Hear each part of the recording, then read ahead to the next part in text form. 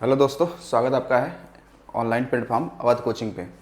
जैसा आप देख पा रहे हैं कि हम लोग आरपीएफ कांस्टेबल के जो प्रीवियस ईयर क्वेश्चन हैं उनको काफ़ी अच्छे तरीके से सॉल्व कर रहे हैं, जो कि एग्ज़ाम के लिए काफ़ी इंपॉर्टेंट हो सकता है। तो आज हम लोग क्या करेंगे कि 19/1 यानी 19 जनवरी 2019 की जो फर्स्ट शिफ्ट, जो कि आपकी कौन सी है, फर्स्ट शिफ्ट में जो आपका एग्ज़ाम हुआ था उसको संबंधित हम लोग क्या करेंगे, चर्चा करेंगे। तो आई होप आप इन वीडियो को अच्छे से देख रहे होंगे और उस पर कॉन्सेंट्रेट कर रहे होंगे। तो चलिए देखते हैं आज का हमारा क्या होगा। पहला क्वेश्चन क्या है, जो 50 क्वेश्चनों की श्रृंखला है उनमें आज का पहला क्वेश्चन क्या है। चलिए देखिए, आज का पहला क्वेश्चन हमारा है कि भारतीय दूरसंचार विनियामक प्राधिकरण यानी कि ट्राई का मुख्यालय कहाँ स्थित है। तो अगर इसके मुख्यालय की अगर हम लोग बात करते हैं तो देखिए, मुख्यालय जिसका हो जाएगा वो हो जाएगा कहाँ पे आपका, नई दिल्ली। कहाँ हो जाएगा, नई दिल्ली। अच्छा, अब इससे संबंधित कुछ बातें हम लोग देख लेते हैं। जो आपका ये ट्राई है, ये सवाल आपसे पूछा जाता है, ट्राई का फुल फॉर्म कभी आ जाए आपसे तो बताइए कि ट्राई का फुल फॉर्म क्या है। तो इसको बताएंगे हम लोग कि टेलीकॉम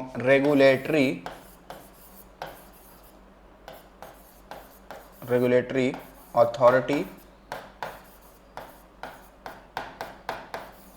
ऑफ इंडिया। ठीक है, ऑफ इंडिया, ये इसका क्या है, फुल फॉर्म है। ठीक है, जबकि ट्राई की स्थापना की बात करते हैं तो ये स्थापना जो इसकी अगर बात करें तो फरवरी 1997 में क्या होगी, इसकी स्थापना होगी। अच्छा, ट्राई का काम क्या है। ट्राई का काम होता है जितनी भी टेलीकॉम कंपनियां हैं, जैसे आपने देखा होगा, चाहे वो एयरटेल हो गया या फिर जियो हो गया, ठीक है ना, या वोडाफोन हो गया, जो आपकी टेलीकॉम कंपनियां हैं इनको क्या करना, रेगुलेट करना। ठीक है, इनके ऊपर नियंत्रण स्थापित करना इसका काम होता है। तो ट्राई का काम क्या है, ट्राई का काम ये है कि दूर संचार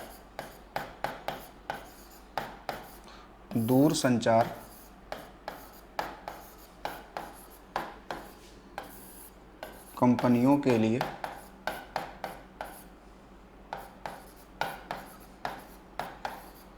नियम और नियंत्रण करना, ये इसका क्या है, काम होता है। ठीक है, ये इसका क्या है, वर्क हो जाएगा। ठीक है, ये इसका वर्क हो जाएगा। तो ट्राई, ध्यान रखना, का स्थापना कब हो रहा है, 1997 में हो रहा है।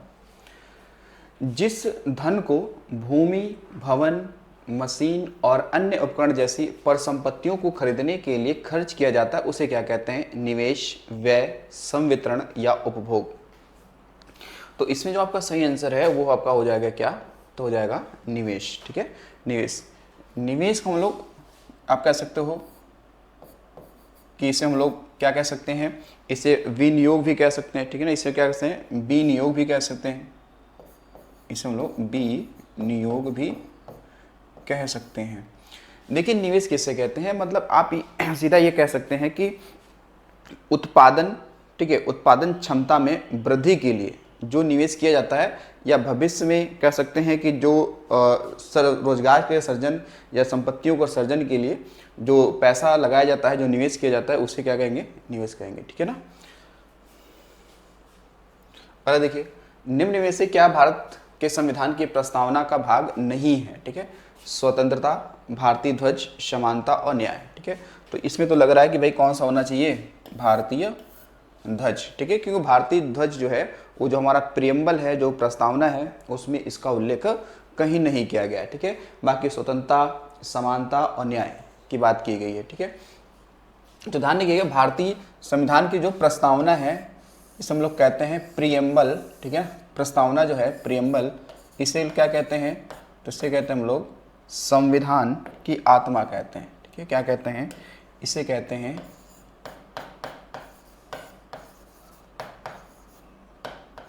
संविधान की आत्मा कहते हैं।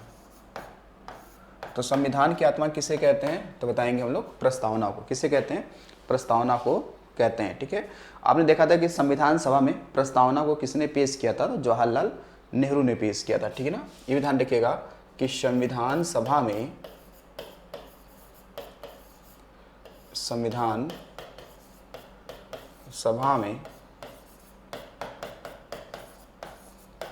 प्रस्तावना को किसने, तो JL नेहरू ने क्या किया, पेश किया था। ठीक है, जल नेहरू ने पेश किया था।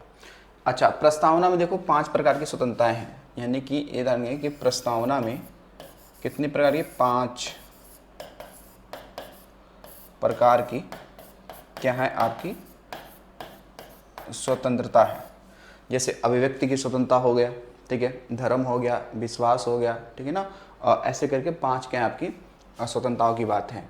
बाकी 3 प्रकार के क्या हैं, 3 प्रकार के क्या हैं, तो आपके न्याय हैं। ठीक है, 3 प्रकार के क्या हैं, न्याय हैं। जैसे कि आप देखेंगे राजनीतिक न्याय है, कैसा आपका राजनीतिक न्याय है, सामाजिक न्याय है, ठीक है ना, क्या है, सामाजिक न्याय है, और आर्थिक न्याय है। कितने प्रकार के हो गए, 3 प्रकार के। और 2 प्रकार की क्या है, समानता की बात की गई है, समानता। 2 प्रकार की क्या है, समानता, यानी कि अवसर और प्रतिष्ठा। क्या है, अवसर और प्रतिष्ठा, प्रतिष्ठा में हैसियत। ये 2 प्रकार की समानता की बात की गई है, कहाँ पर, तो प्रस्तावना में किया गया। ठीक है, अच्छा, थोड़ी सी अगर भारतीय ध्वज की बात करते हैं तो ये सवाल देंगे, भारतीय जो ध्वज संहिता आया था ये कब आया था, इसके लिए कानून कब आया था। भारतीय ध्वज संहिता, ये ध्यान रखेंगे, ये आया 2002 में आया था। कब आया था, भारतीय ध्वज संहिता कब आया, 2002 में आया। ठीक है, बाकी आप देखोगे जो भारतीय ध्वज है, भारतीय ध्वज है, इसकी अगर हम बात करें कि लंबाई और चौड़ाई का अनुपात क्या होता है, तो ये 3:2 में होता है। कितना होता है, ये 3:2 में होता है। ठीक है, कितना होता है, 3:2 में होता है। चलिए आगे देखते हैं। अगला है कि सूत्र 1 में चालकों को महत्वपूर्ण संदेश देने के लिए विभिन्न ध्वजों का प्रयोग किया जाता है। सफ़ेद ध्वज किसे इंगित करती है। ठीक है ना, आप देखोगे जैसे कि जो भी ट्रैक पर जो गाड़ियां चलती हैं, ठीक है ना, उसमें बहुत सारे हम लोग ध्वज यानी झंडों का प्रयोग करते हैं संकेत के रूप में। तो यही कह रहा है कि उसमें जो सफ़ेद ध्वज है वो किसका संकेत है, ट्रैक पर तेज गति से चलने वाले वाहनों को चेतावनी, ट्रैक पर वाहन के टायर की हालत की चेतावनी, ट्रैक पर धीमी गति से चलने वाले वाहन को चेतावनी या वाहन के बारे में सूचना। तो ये देखो, ये जो सफ़ेद है ना, ये जो ट्रैक पर धीमी गति से चलने वाले वाहन को चेतावनी। ठीक है, अच्छा देखो इसमें देखना, अगला जो बात की जाएगा, जो पीला ध्वज की बात करेंगे। पीला ध्वज किसको संकेत देता है, तो ये खतरे का संकेत है। ठीक है ना, ये किसका है, तो ये खतरे का संकेत है। ठीक है, ये ट्रैक की बात कर रहे हैं, ठीक है ना, ट्रैक। ठीक है, आगे देखिए, जबलपुर शहर किस नदी के किनारे स्थित है, भीमा, ब्रह्मपुत्र, महानदी या नर्मदा। तो जबलपुर किस नदी के किनारे है, तो बताएंगे नर्मदा। किस नदी किनारे है, नर्मदा। क्योंकि आप देखो जबलपुर जो शहर है ये मध्य प्रदेश का है। ठीक है, मध्य प्रदेश का है और ये नर्मदा नदी के किनारे है। अच्छा, नर्मदा नदी की बात करते हैं, तो जो नर्मदा नदी है इसकी अगर बात करते हैं उद्गम की, तो इसका जो उद्गम होता है ये होगा कहाँ से, तो बताएंगे मध्य प्रदेश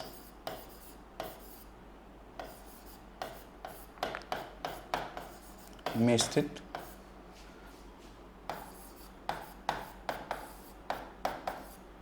मैकाल श्रेणी के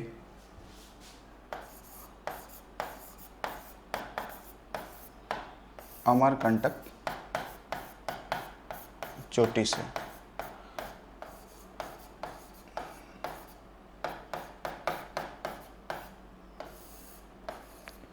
तो वहाँ पे एमपी में एक ज़िला है अनूपगिरी शहर, ठीक है ना, वहाँ से ये नदी आपकी आती निकलती है, कौन सी, नर्मदा। ठीक है, नर्मदा के बारे में आप इतना ध्यान सकते हैं कि इसे हम लोग मध्य प्रदेश की हम लोग क्या कहते हैं, जीवन रेखा कहते हैं, जीवन रेखा कहते हैं। ठीक है, मध्य प्रदेश कहते हैं जीवन रेखा कहते हैं। नर्मदा नदी को हम ये भी बता सकते हैं कि ये कहाँ पर, तो विंध्यन और सतपुड़ा के बीच भ्रंश घाटी में बहती है। ठीक है, तो नर्मदा नदी जो है ये विंध्यन और सतपुड़ा पहाड़ी के बीच भ्रंश यानी कि रिफ्ट, भ्रंश घाटी में ये क्या होती है, प्रवाहित होती है, ये प्रवाहित है, ठीक है। और नर्मदा नदी जो अपना मुहाना बनाती है, मुहाना, ये मुहाना बनाएगी कहाँ पर, तो ये अपना मुहाना बनाती है खंभात की खाड़ी में,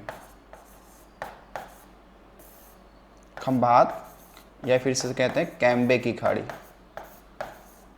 कैम्बे की खाड़ी।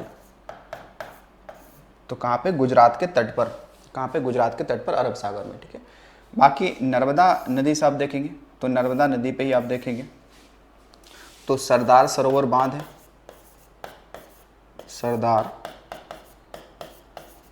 सरोवर, इसी पे क्या आपका बांध है, और ये कहाँ पे है, तो गुजरात में है। कहाँ है, गुजरात में ये हो जाएगा। इसके अलावा देखेंगे तो यहाँ पर ओंकारेश्वर, ओंकारेश्वर,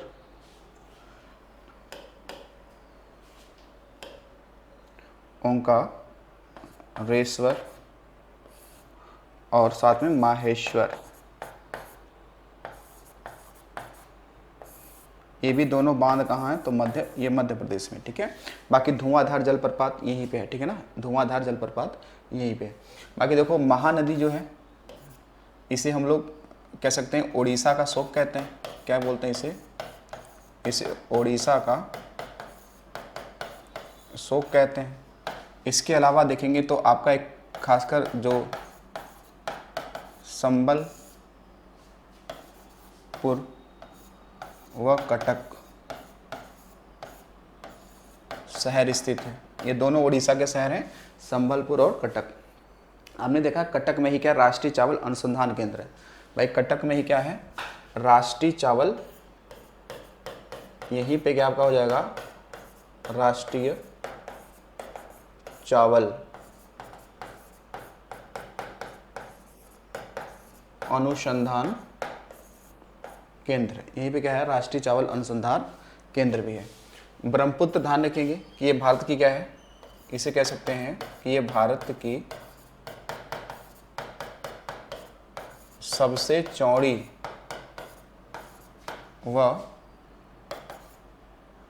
सबसे चौड़ी और सबसे गहरी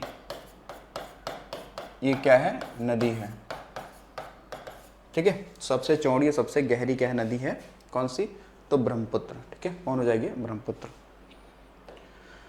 अगर देखिए महिला एवं बाल विकास मंत्रालय में वर्तमान में मंत्रिमंडल सदस्य यानी कैबिनेट मंत्री कौन है, ये देखो 2019, ठीक है, ये 2019 की बात चल रही है कि भाई उस समय कौन है, उस समय कौन है। तो देखिए यहाँ पर लेगा श्री जगत प्रसाद नड्डा यानी कि जेपी नड्डा की बात चल रही है, श्री चौधरी वीरेंद्र सिंह, श्रीमती मेनका संजय गांधी और श्रीमती अनंत गीते। तो उस समय के हिसाब से तो ये ऑप्शन सही था, श्रीमती मेनका संजय गांधी, ठीक है, 2019 में। लेकिन अगर बात करेंगे वर्तमान की, अगर बात करते हैं वर्तमान का मतलब हो गया 2024 की बात करते हैं, ठीक है ना, जो ये 2024 है, इसमें कौन है, तो जो ये 18वीं लोकसभा है, 18वीं जो लोकसभा 2024 वाली है, इसमें ये मंत्री कौन है, तो वह है अन्नपूर्णा देवी, अन्नपूर्णा देवी, ठीक है ना, अन्नपूर्णा देवी। और इससे पहले जो 17वीं लोकसभा थी उसमें स्मृति ईरानी थी, तो हालांकि अभी वो नहीं है, तो अब कौन आ चुकी है, तो ये अन्नपूर्णा देवी वर्तमान समय क्या है, ये महिला बाल विकास क्या है, मंत्री हैं।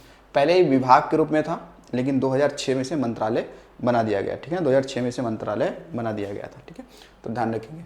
चलिए अच्छा, जेपी नड्डा की बात करें, वर्तमान में ये क्या है, ये 2024 में यानी कि जून 2024 में क्या है, तो ये हैं आपके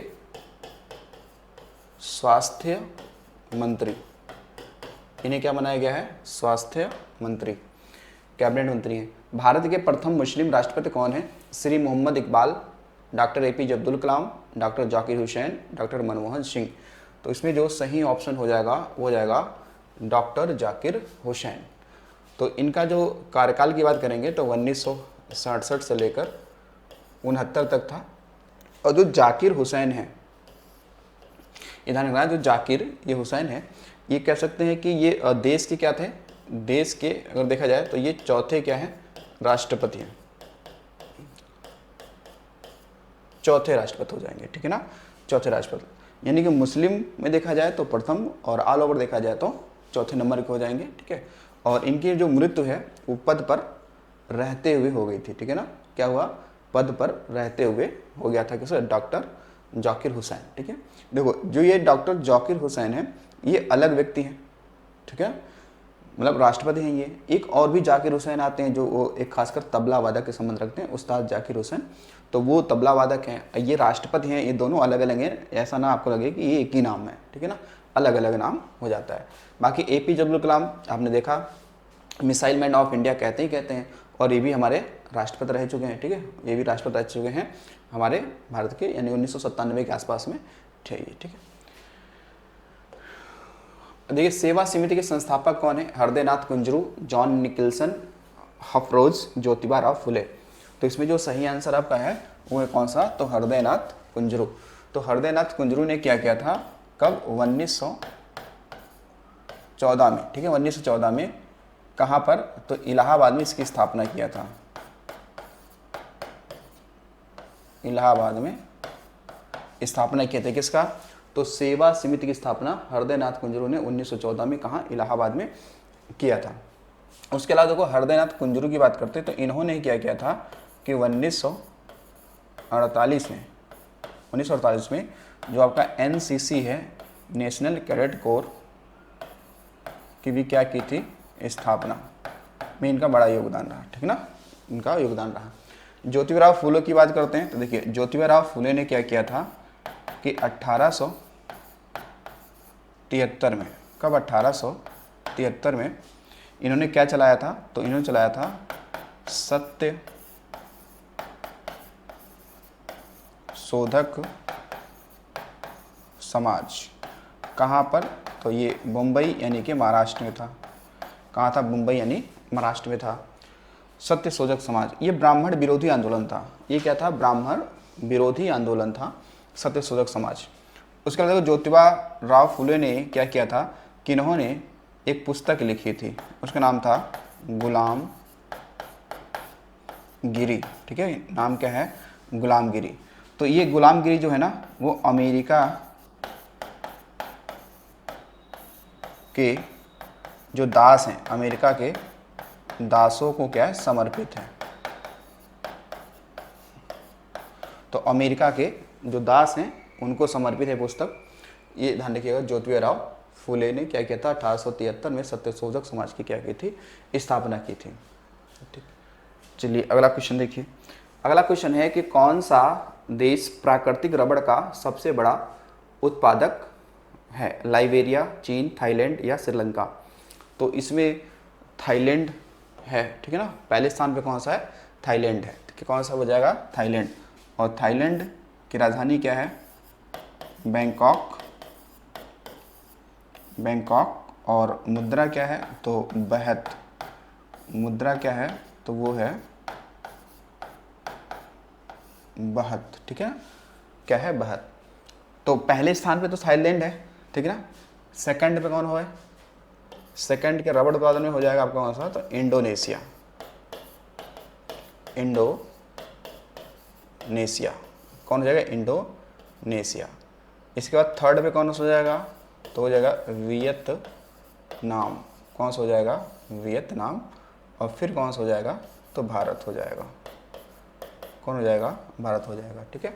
अच्छा भारत में बात करें कि भारत में कौन सा राज्य है प्राकृतिक रबड़ के उत्पादन में शीर्ष, तो केरल राज्य क्या हो जाएगा, ये शीर्ष हो जाएगा, ठीक है, केरल राज्य जो होगा ये शीर्ष हो जाएगा भारत में, किसके, तो प्राकृतिक रबड़ के उत्पादन में, ठीक है, प्राकृतिक रबड़ के उत्पादन में केरल शीर्ष राज्य हो जाएगा, ठीक। उसके बाद देखो श्रीलंका की राजधानी सभी को पता है, ठीक है ना, जयवर्धनेपुरे कोट्टे है, ठीक है। अगर चीन की बात करते हैं हम लोग तो चीन की राजधानी क्या हो जाएगा, बीजिंग हो जाएगी, क्या हो जाएगी, बीजिंग हो जाएगी, ठीक है। और आप देखोगे यहाँ पे तकला मकान मरुस्थल यहीं पे है, तकला मकान, ठीक है, मरुस्थल यहीं पे है, कहाँ पे, चाइना में है, ठीक है। उसके बाद देखिए अगला क्वेश्चन, अगला क्वेश्चन है कि माइकल जॉर्डन किस खेल से संबंध रखते हैं, रग्बी से, बास्केटबॉल से, लॉन टेनिस से या फिर फुटबॉल से, ठीक है। नाम क्या है, माइकल जॉर्डन, ठीक है, माइकल जॉर्डन। तो माइकल जॉर्डन का जो संबंध है वो किससे है, बास्केटबॉल से, ठीक है। तो बास्केटबॉल जो है ये अमेरिका यानी यूएसए का क्या है, ये राष्ट्रीय खेल है ना, क्या हो जाएगा, ये राष्ट्रीय खेल हो जाएगा, ये राष्ट्रीय खेल है, ठीक है। और हालांकि देखेंगे तो जो ये बास्केटबॉल है इसमें खिलाड़ियों की संख्या कितनी होती है, इसमें खिलाड़ियों की संख्या होती है, जो प्लेयर हैं, जो आपके खिलाड़ी हैं, खिलाड़ी की जो संख्या होती है वो होती है कितनी, 5 होती है, कितनी होती है, 5 होती है। और बास्केटबॉल की जो उत्पत्ति है वो भी यूएसए से होती है, कहाँ से होती है, यूएसए से होती है। तो इसमें अच्छा पूछा जाता है कि कौन सा वो खेल है, कौन सा वो खेल है जिसमें लंबे कद के खिलाड़ियों की आवश्यकता पड़ती है, तो वो कौन सा हो जाएगा, बास्केटबॉल, कौन सा हो जाएगा, बास्केटबॉल, ठीक है। तो बास्केटबॉल में, ठीक है, लंबे कद के खिलाड़ी होते हैं, मतलब अधिकतम लंबे कद के खिलाड़ी होते हैं, ठीक है, ताकि आप बॉल को आसानी से क्या करो, डाल सको, ठीक है। अब देखो यहाँ पे फुटबॉल की बात करें तो फुटबॉल में तो खिलाड़ियों की संख्या 11 होती ही होती है, ठीक है, कितनी होती है, संख्या इनकी 11 होती है। लेकिन फुटबॉल के कुछ आप देखेंगे जो ट्रॉफी की बात करते हैं तो इसमें कई सारी ट्रॉफियाँ आती हैं, जैसे संतोष ट्रॉफी का संबंध किससे है, तो फुटबॉल से है। इसके अलावा डूरंड कप का संबंध किससे है, तो फुटबॉल से है, ठीक है। मरडेका कप का संबंध किससे है, तो इसी से है, ठीक है। आशुतोष कप किससे है, आशुतोष कप किससे है, तो भी फुटबॉल से ही संबंध रखता है। चलिए देखिएगा, ऑगस्टा मास्टर ट्रॉफी किस खेल से संबंधित है, गोल्फ से, क्रिकेट से, बेसबॉल से, फुटबॉल से। तो ऑगस्टा मास्टर ट्रॉफी, तो ये तो संबंध रखते हैं किससे भाई, ये हो जाएगा गोल्फ से, ठीक है, क्या हो जाएगा, गोल्फ से। अच्छा, गोल्फ से अगर बात करें कि अन्य ट्रॉफी की अगर बात करते हैं तो अन्य ट्रॉफियों में कौन कौन सा है, जैसे एक है वाकर कप, ये कई बार पूछा गया है, वाकर कप, ठीक है, एक ये है। फिर इसके बाद एक है राइडर, ठीक है, राइडर कप है, ठीक है, राइडर कप है। इसके अलावा आप देखेंगे तो कनाडा कप है, कनाडा कप है, ठीक है। एक डनहिल या डनलिप एक कप है, कैसे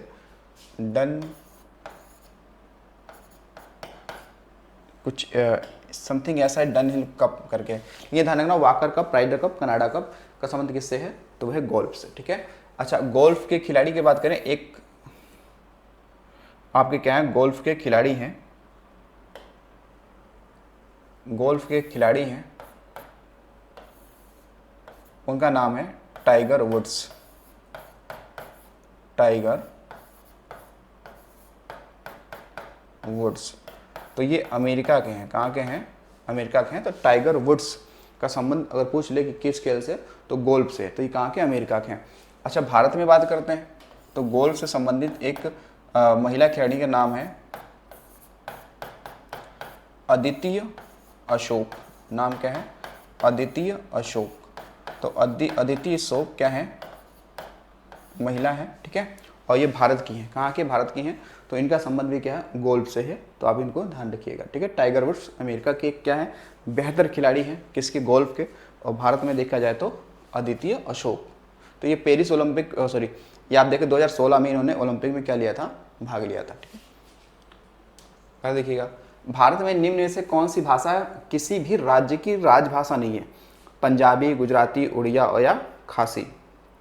तो देखिए, इसमें जो किसी राज्य की भाषा नहीं है वो तो कौन हो जाएगा, खासी, कौन हो जाएगा, खासी।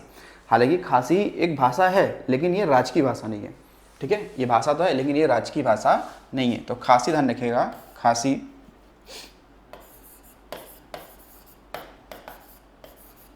मेघालय की खासी जनजातियों की ये क्या है, भाषा है। तो ये राज्य की भाषा नहीं है, मतलब किसी राज्य की भाषा नहीं है। बाकी ये देखें पंजाब का हो जाएगा, गुजरात ये उड़िया हो जाएगा। और हमें पता है कि जो आपकी कौन सी जो 8वीं अनुसूची है, कौन सी 8वीं अनुसूची है, तो 8वीं अनुसूची में कितनी, तो 22 क्या आपकी क्या है, राजभाषा है। कितनी है, राजभाषा कितनी है, 22। और 23वां इन फ्यूचर बन सकता है, वो होगा भोजपुरी। ये मतलब क्लियर नहीं है लेकिन हाँ संभावना है। एक बार राजनाथ सिंह ने कहा था कि 23वां भोजपुरी क्या बनेगा आपका, राजकीय भाषा बन सकता है। उसके बाद देखिएगा यहीं पर ये लिखे हैं कि भाषा के आधार पर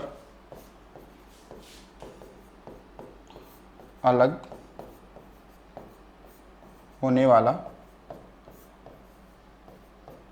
पहला अगर राज्य पूछता है तो हो जाएगा कौन सा, आंध्र प्रदेश। कौन सा हो जाएगा, आंध्र प्रदेश। तो ये किस भाषा के आधार पर अलग हुआ था, तो ये भाषा वहाँ की थी क्या, तेलुगु। कौन सी भाषा है, तेलुगु भाषा, ठीक है। तेलुगु भाषा के आधार पर ये क्या हुआ, अलग हो गया, ठीक है। अच्छा, इसके अलावा देखिए अगर आपसे कभी भी सवाल ये बनता है कि कुछ अन्य क्या है राज्य की भाषाएं जो थोड़ा डिफरेंट है, अलग है। जैसे अगर आ जाए कि गोवा की राज्य की भाषा क्या है, गोवा, तो गोवा की राज्य की भाषा है कोंकणी। क्या बताएंगे, कोंकणी। कोंकणी यहाँ की राज्य की भाषा है। केरल की बात करते हैं तो केरल की राज्य की भाषा हो जाएगा मलयालम। क्या हो गया, मलयालम। कर्नाटक की बात करें तो यहाँ हो जाएगा क्या, कन्नड़। क्या हो जाएगा, कन्नड़ हो जाएगा, ठीक है। तो ये ध्यान रखेंगे आप इस तरीके से, ठीक है। चलिए उसके अलावा देखिए अगला क्वेश्चन, अरुणाचल प्रदेश की राजधानी शहर कौन सा है, यानी अरुणाचल प्रदेश की राजधानी है वो कौन सा शहर है, तेतु, तवांग, रोइंग या ईटानगर। तो इसका सही आंसर क्या है, इसका सही आंसर है ईटानगर। क्या हो जाएगा आपका, ईटानगर हो जाएगा। अच्छा अब देखिएगा यहाँ पे सवाल ये बन सकता है कि जो तवांग है ना, ये तवांग एक क्या है, मठ है। तवांग क्या है, एक मठ है जो कहाँ पे है, जो अरुणाचल प्रदेश में है। ये कहाँ पे है, अरुणाचल प्रदेश में, ठीक है। इसी तरीके से आप देखेंगे एक मिलेगा आपको थिकसे व हेमिस मठ। कौन सा, थिकसे व हेमिस मठ। ये कहाँ पे है, तो ये है लद्दाख में। कहाँ हो जाएगा, लद्दाख में हो जाएगा, ठीक है। एक ऐसे मिलेगा आपको ताबो मठ। कौन सा मिलेगा, ताबो मठ। तो ये है हिमाचल प्रदेश में। कहाँ हो जाएगा, हिमाचल प्रदेश में। तो ये मठों को जरा ध्यान रखेंगे कौन कहाँ पे मठ है, ठीक है। तो अच्छा अरुणाचल प्रदेश को देखो,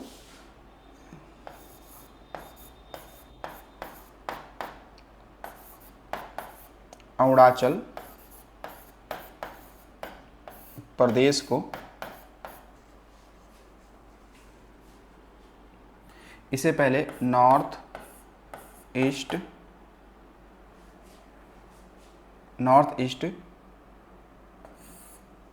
इसे हम लोग पहले कहते थे north east India frontier agency, ठीक है। नॉर्थ ईस्ट फ्रंटियर एजेंसी, कुछ ऐसे इसका ये एक अन्य नाम है, ठीक है ना, नॉर्थ ईस्ट फ्रंटियर एजेंसी, ठीक है। तो ये ध्यान रखिएगा। इससे पहले हम लोग क्या कहते थे, अरुणाचल प्रदेश को ये पहले नाम देते थे। ये इसका एक अन्य नाम है, इसे कहते हैं हम लोग नॉर्थ ईस्ट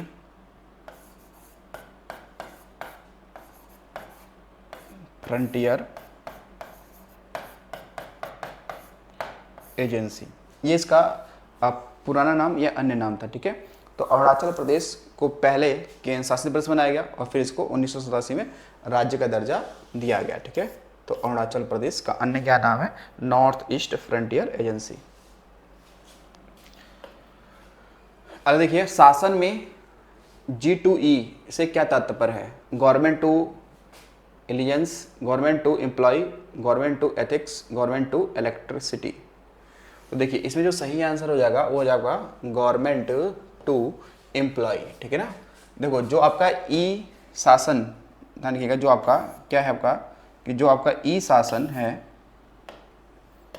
जो आपका ई शासन है, ये शासन ये क्या करता है? ये चार प्रकार से ये क्या करता है? सहभागिता करता है, सहभागिता।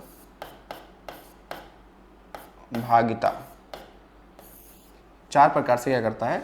सहभागिता करता है। ठीक है, जैसे देखिए क्या क्या सहभागिता कैसे करेगा। देखो एक हो गया आपका गवर्नमेंट टू एम्प्लॉय, ये क्या हो गया? Government to employ. फिर हो गया गवर्नमेंट टू आपका हो जाएगा बिजनेस, क्या हो जाएगा? बिजनेस। ठीक है, गवर्नमेंट टू ये क्या हो जाएगा? सी यानी कि सिटीजन। ठीक है, और गवर्नमेंट टू, ठीक है, देखो तो गवर्नमेंट टू एम्प्लॉय हो गया, गवर्नमेंट टू आपका हो गया यहाँ पे बिजनेस हो गया, गवर्नमेंट टू सिटीजन हो गया, और एक आपका हो जाएगा गवर्नमेंट टू जिसे हम लोग बोलते हैं यहाँ पे, तो ये हो जाएगा आपका गवर्नमेंट टू, ये जी हो गया। ठीक है ना, क्या हो गया आपका? जी हो गया। इसका मतलब क्या है आपका? तो इसे हम लोग बोल सकते हैं नागरिक। ठीक है, या गवर्नमेंट भी कह सकते हैं, गवर्नमेंट टू गवर्नमेंट हो सकता है इसे। ठीक है, तो ये देखिएगा गवर्नमेंट टू एम्प्लॉय, ये क्या एम्प्लॉय, ये क्या है? बिजनेस, बिजनेस, ये क्या है आपका? सिटीजन, ये क्या है? Citizen, government to government, government, और गवर्नमेंट टू एम्प्लॉय, क्या हो जाएगा? Employ, employees. ठीक है, तो ये ध्यान रखना कभी भी आ जाए, मान लो इस बार तो ये पूछ लिया गवर्नमेंट टू एम्प्लॉय, यानी G2E का मतलब क्या है? Government to employ. आगे पूछ सकता है गवर्नमेंट टू बी, बी का मतलब क्या है? बिजनेस, सी का मतलब क्या है? सिटीजन। ठीक है ना, और फिर जी का मतलब क्या है? गवर्नमेंट यानी कि सरकार। अब देखिएगा बौद्ध प्रतीक धर्म चक्र किसको दर्शाता है? प्रथम उपदेश को, जन्म को, अंतिम उपदेश को, या मृत्यु को? तो इसका क्या हो जाएगा आपका?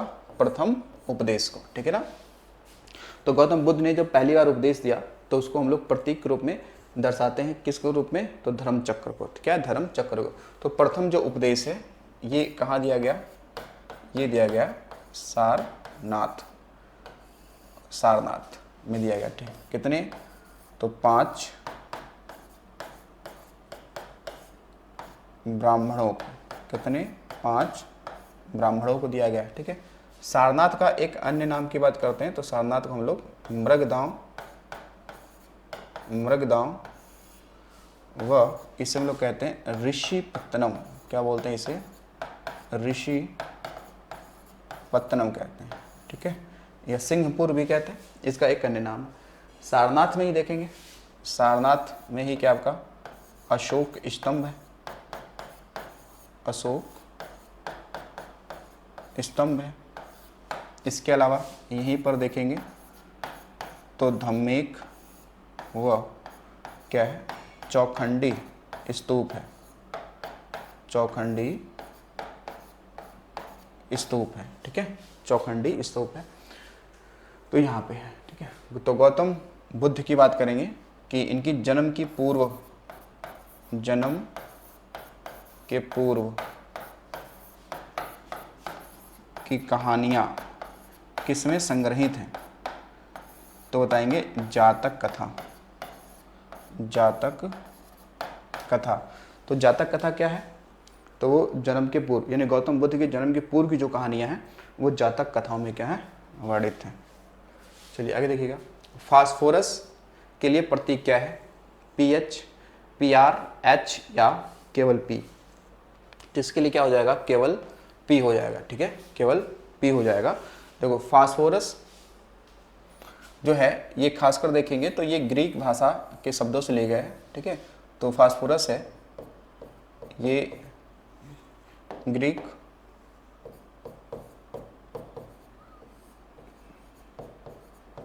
भाषा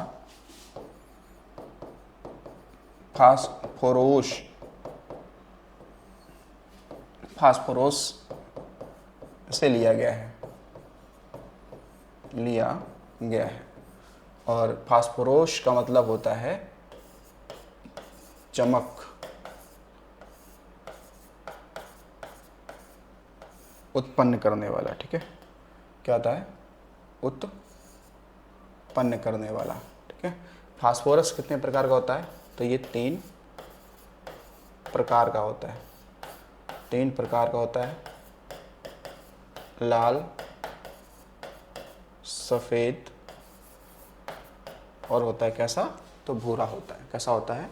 तो भूरा होता है। अब देखो इसमें एक सवाल आपसे ये पूछा जा सकता है, अच्छा लाल हो गया, सफ़ेद हो गया, भूरा हो गया, ठीक है ना, और कोई और है? भूरा। भूरा जो होता है लगभग ये काले का जैसा ही दिखता है, काला, ठीक है, काला। तो इसमें आप देखो जो फास्फोरस है इसको कहाँ रखा जाता है? फास्फोरस को कहाँ पर? तो जल में रखा जाता है। जल में रखा जाता है। कहो क्यों? क्योंकि बाहर जब ये वायु में आएगा तो उससे क्या कर देता है? रिएक्शन कर लेता है, क्रिया कर लेता है और आग पकड़ लेती है, ठीक है, आग पकड़ लेती है। जैसे हमने कहा सोडियम को केरोसिन में रखते हैं ना, मतलब मिट्टी के तेल में रखते हैं सोडियम को, वैसे ही फास्फोरस को जल में रखते हैं। कहाँ पे रखते हैं? जल में रखते हैं। तो अगर फास्फोरस का पूछ लिया प्रतीक क्या है तो P है। तो वैसे ध्यान रखना कि अगर पूछ लेता है टंगस्टन का, तो टंगस्टन की बात करेंगे तो इसका हो जाएगा आपका W। क्या हो जाएगा? W हो जाएगा। अगर पारा की बात करते हैं, मरकरी की बात करते हैं, मरकरी की बात करें भी तो इसका हो जाएगा Hg हो जाएगा, Hg हो जाएगा। फिर इसके बाद में अगर आप देखेंगे जो आपका सोना है, ठीक है, सोना है, इसका Au हो जाएगा। चांदी की बात करते हैं तो Ag हो जाएगा, ठीक है, Ag हो जाएगा। इसका देखो टिन की बात करेंगे हम लोग, टिन, ठीक है, किसकी बात करते हैं? टिन की बात करेंगे तो टिन का क्या हो जाएगा? Sn हो जाएगा, ठीक है। लेड की बात करते हैं तो लेड का Pb हो जाएगा। क्या हो जाएगा? Pb हो जाएगा। तो इनको ऐसे ही आपको ध्यान रखना है, किसको क्या प्रतीक देते हैं। अगर देखिएगा, भारत के प्रधानमंत्री को शपथ कौन दिलवाता है? राज्यपाल, मुख्य न्यायाधीश, उपराष्ट्रपति या फिर राष्ट्रपति? तो भारत के प्रधानमंत्री को शपथ कौन दिलाता है? तो वे है कौन? राष्ट्रपति दिलाता है। कौन करेगा? राष्ट्रपति। तो प्रधानमंत्री को और जो मंत्री परिषद होती है, जो कैबिनेट मंत्री होते हैं, उनको भी शपथ राष्ट्रपति ही दिलवाता है, ठीक है ना। तो जो भी कैबिनेट मंत्री होते हैं, ठीक है, जो हम लोग मंत्रिमंडल के वो सदस्य होते हैं, ठीक है, कैबिनेट मंत्री जो होते हैं। तो ये चलिए अगला देखिए, घनत्व की SI इकाई क्या है? ठीक है, तो kgm -2, kgm -3, kg square m-3, ठीक है। तो क्या होगा इसमें आपको बताना है। देखिए इसका जो सही आंसर होगा आपका वो हो जाएगा कौन सा? तो ऑप्शन नंबर B हो जाएगा, ठीक है। कौन सा हो जाएगा? ऑप्शन नंबर आपका B हो जाएगा, ठीक है। तो घनत्व जानते हैं, डेंसिटी नहीं, डेंसिटी आप जानते ही हैं, तो इसका कितना हो जाएगा? तो आपका -3। अच्छा जो घनत्व है, डेंसिटी है, देखो जो घनत्व है, जो डेंसिटी है, ये होता आपका क्या? तो द्रव्यमान बटा आपका क्या होगा? तो आयतन होगा। क्या होता है? आयतन, ठीक है। यानी ये कह सकते हो कि D बराबर m/v, ये तो होता है। तो हमें पता है कि द्रव्यमान का मान क्या हो जाएगा? तो ये हो जाएगा, तो ये तो kg हो जाएगा, kg हो जाएगा। और आयतन क्या क्या हो जाएगा? तो mq हो जाएगा, ठीक है ना, mq हो जाएगा। तो अब देखो जिसमें हम लोग, तो अब इसका जब हम लोग क्या करेंगे, निकालेंगे फार्मूला, तो ये हो जाएगा kg, क्योंकि ये बटे में है, क्योंकि ये बटे में तो ऊपर जाएगा तो ये -3 हो जाएगा, ठीक है, -3 हो जाएगा। चलिए, पानीपत का द्वितीय युद्ध कब हुआ था? 1825 ईडी में, एडी में, 1500 एडी में, 1600 एडी में, या 1556 एडी में? तो देखिए, तो पानीपत केवल हम बात करते हैं, तो पानीपत जगह कहाँ पड़ता है? पानीपत जगह कहाँ पड़ेगा? हरियाणा में।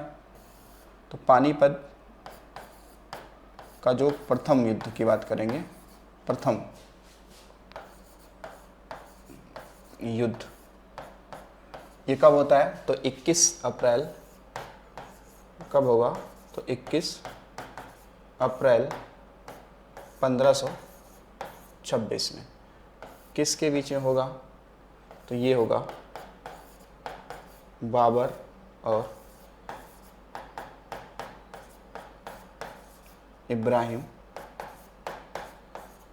लोधी के बीच में। क्या होगा? इब्राहिम लोधी के बीच में।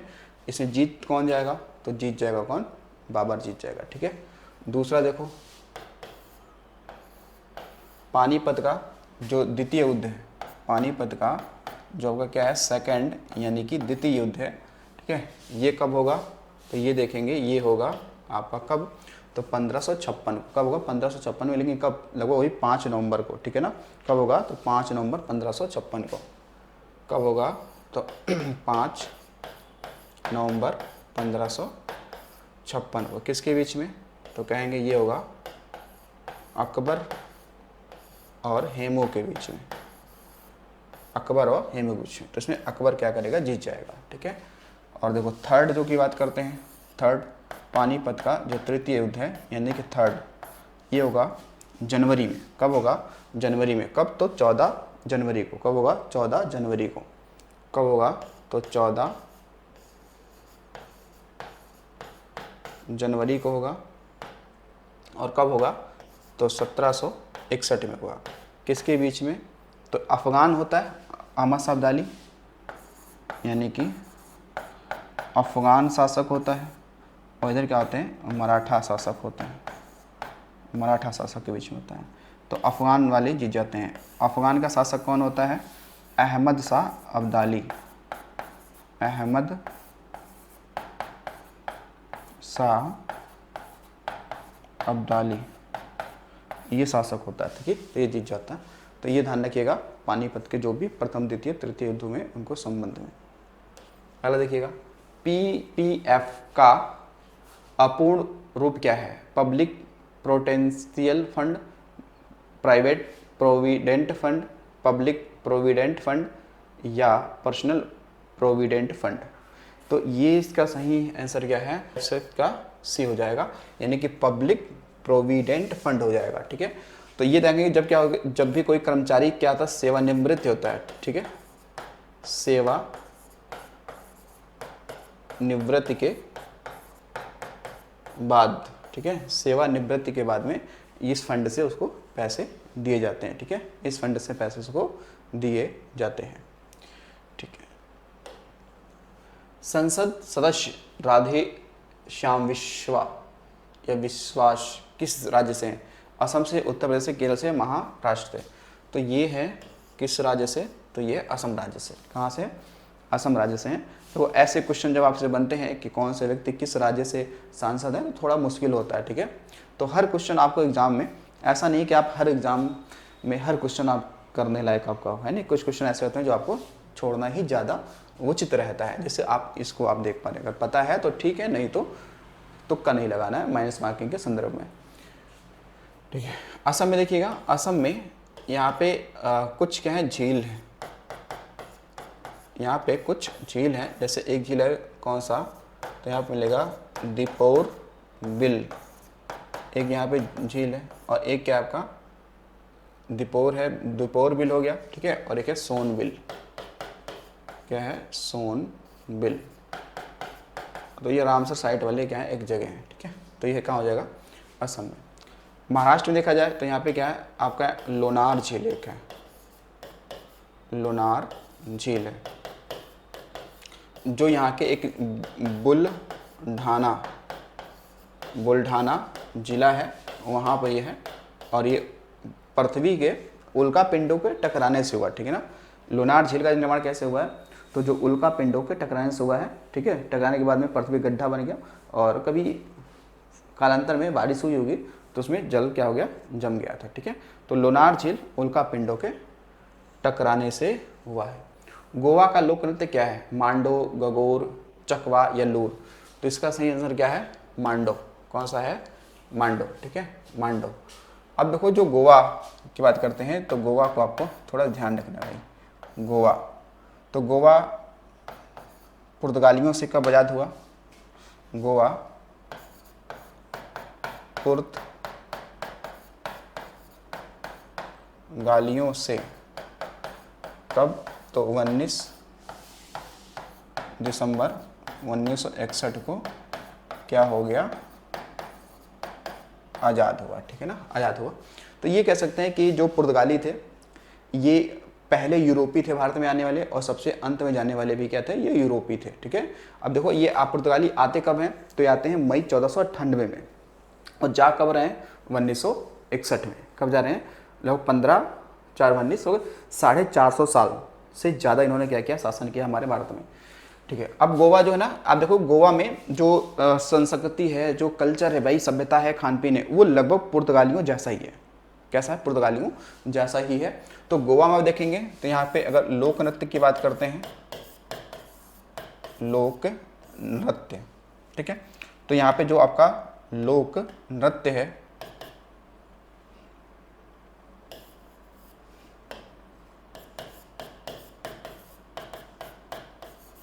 लोक नृत्य ये बड़ी फेमस है। एक तो आपको मिलेगा फुगड़ी, ठीक है, फुगड़ी, और एक कौन सा आपका, मांडो।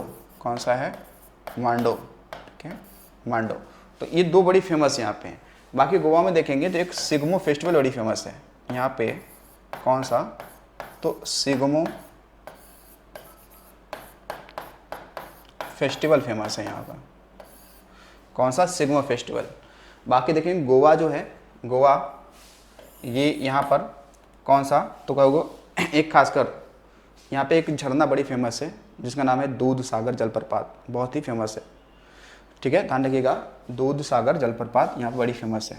कौन सा है, तो दूध सागर जलप्रपात, ठीक है। तो ये आप देखेंगे मांडवी नदी के किनारे होगा, ठीक है। और गोवा से बड़ी ही फेमस एक सवाल आपसे ये बनता है कि गोवा जो है, ये गोवा ये भारत का क्या सबसे छोटा राज्य है, क्या है, क्षेत्रफल में, मतलब एरिया में, क्षेत्रफल में ये क्या है, सबसे छोटा राज्य है, ठीक है, राज्य है। गोवा में देखो मोल्लम, यहाँ पे क्या है, मोल्लम क्या राष्ट्रीय उद्यान यहीं पे है, मोल्लम राष्ट्रीय उद्यान यहीं पे है, ठीक है, यहीं पे। बाकी मार्मो गांव बंदरगाह यहीं पे है ना गोवा में। कौन सा, मार्मो गांव बंदरगाह कहाँ पे है, गोवा में है, मार्मो गांव बंदरगाह यहीं पे, ठीक है, मार्मो गांव बंदरगाह यहीं पे। बाकी उसके अलावा देखो लोक नृत्य की बात करेंगे तो 2-3 लोक नृत्य आपको ध्यान रखना है। जैसे अगर आ जाए, एक है चेराव, या फिर इसे कहते हैं बांस नृत्य। क्या बोलेंगे, बांस नृत्य। ये कहाँ का है, तो ये है मिजोरम का, ठीक है, कहाँ का हो जाएगा, मिजोरम का हो जाएगा। फिर देखिएगा एक है 13 ताली या फिर घूमर नृत्य। ये तो सबको पता है कहाँ पे हो जाएगा, राजस्थान का हो जाएगा, ठीक है। फिर देखिए इसके अलावा एक है आपका चरकुला लोक नृत्य, जो कहाँ का, यूपी का है, ठीक है ना, कहाँ का हो जाएगा, यूपी का हो जाएगा, ठीक है। इसके अलावा देखेंगे तो एक है आपका लावड़ी और तमाशा लोक नृत्य। ये कहाँ का है,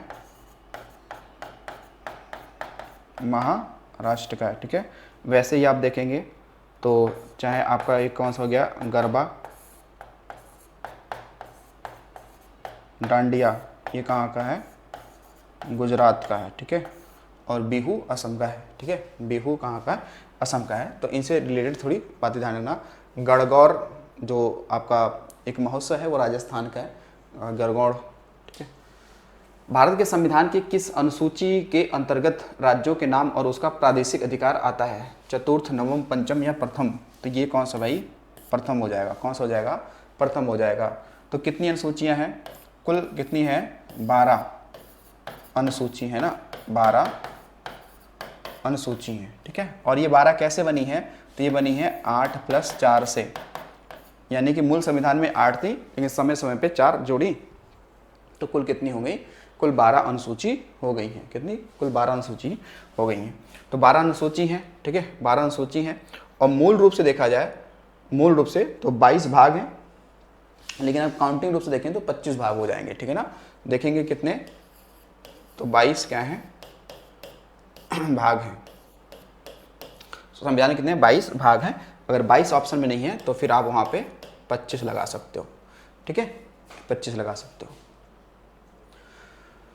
कांच, साबुन और कागज उद्योग में निम्न में से किसका प्रयोग किया जाता है? सोडियम कार्बोनेट का, कार्बन डाइऑक्साइड का, मिल्क ऑफ मैग्नीशिया का, पोटेशियम नाइट्रेट का। तो देखो, कांच, साबुन और कागज उद्योग में तो उपयोग होता है किसका?